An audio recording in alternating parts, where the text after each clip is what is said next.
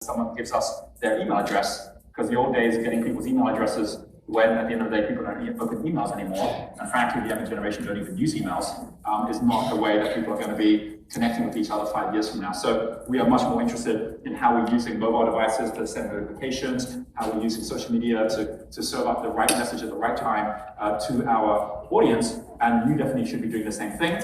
And that really comes down to knowing that the Internet of Things, where people, where robots and machines are actually communicating with each other even more so than we have humans, this is growing at the most incredible rate. In fact, this one here, which actually shows, what 10, 20 billion connected devices, as opposed to, like 7 billion people on the planet, we're actually going to a point where we're going to have 10 times more devices per human connected than we have humans connected within the next 5 years.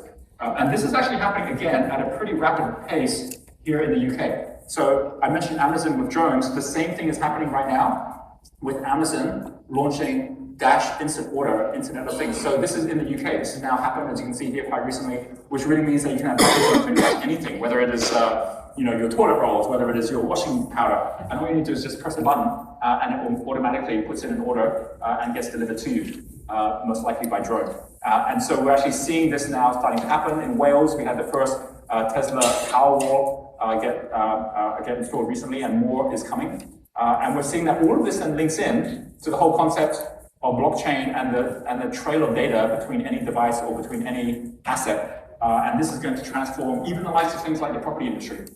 It's going to transform the legal industry, because you're not going to need to have contracts and agreements as to who owns what of what. It's all going to be tracked via blockchain, where you can actually see the full transaction history. And that doesn't just include big assets like properties, it includes crowdfunded properties, where every percentage of a property can also be easily transferred from one person to another just by a click of a button without anything more needed. And we're seeing this actually happen already within stock markets, where all the biggest stock markets in the world are shifting to blockchain-enabled trades, which means that they can go from what is currently still like a day or two of actually making sure that they've actually got the transaction happening down to seconds. So this is all happening now, where we are going to have the chain of data on everything connect with each other. Data mine the trends, Internet of Things, sensors, cameras, big data, digital currencies, impact different actions. The leading entrepreneurs are increasingly making data-driven decisions. Actions know what your key measures are, automate your measures, optimize your business with data.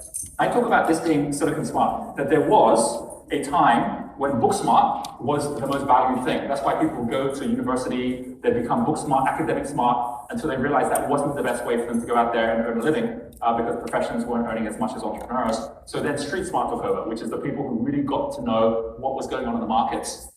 We've actually moved from street smart not being enough anymore to Silicon Smart, which is not just knowing the markets, but having the data behind what's happening with the markets. And those who are Silicon Smart do not have to be techie, they just need to know how to read data and use that in a way that they can be of more value to their customers. So with that,